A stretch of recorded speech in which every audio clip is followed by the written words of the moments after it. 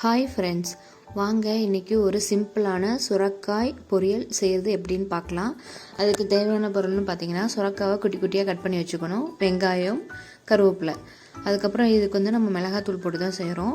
இது செஞ்சு பாருங்கள், இன்னும் ரொம்ப நல்லா டேஸ்ட்டாக இருக்கும் மிளகாய் போட்டு செய்கிறதோட. அதுக்கு ஒரு வடை சட்டியில் கொஞ்சமாக எண்ணெய் ஊற்றிக்கணும், கொஞ்சம் கடுகு, கருவேப்பிலை இது போட்டு அதுக்கப்புறமா என்ன பண்ணணுன்னா வெங்காயம் போட்டுக்கணும்.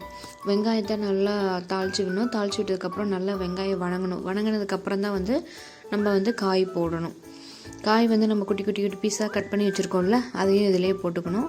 போட்டுட்டு இதுக்கு தேவையான அளவு கொஞ்சமாக உப்பு, கொஞ்சம் மஞ்சத்தூள், கொஞ்சம் வரமிளகாத்தூள் போட்டுக்கணும். நல்லா காயை வணக்கணும். வணக்கினோம்னா காய் நல்லா சுண்டி கம்மியாக வரும் பார்த்துக்கோங்களேன். அதுக்கப்புறம் பார்த்திங்கன்னா கொஞ்சமாக தண்ணி ஊற்றி நல்லா வேக வைக்கணும். நிறையா தண்ணி ஊற்றி வேக வைக்கக்கூடாது, கொஞ்சம் கொஞ்சமாக தண்ணி ஊற்றி வேக வைக்கணும். ஏன்னா சுரக்காய் சீக்கிரம் வெந்துடும். ஏன்னா தோல் சீவி எடுத்துக்கிறோம்ல, அதனால் சீக்கிரம் வெந்துடும். வெந்ததுக்கப்புறமா நமக்கு பார்த்திங்கன்னா கொஞ்சமாக சாப்பிட்டு பாருங்கள். உப்பு பத்தலை அப்படின்னா இன்னும் கொஞ்சம் உப்பு போட்டுக்கோங்க. லாஸ்ட்டாக கொஞ்சம் தேங்காய் திருவி அதில் போட்டு நல்லா வணக்கி விட்டோம்னா நல்லா தண்ணி சுண்டிடுங்களா, நல்லா ட்ரையாக இருக்கும் பார்த்துக்கோங்களேன்.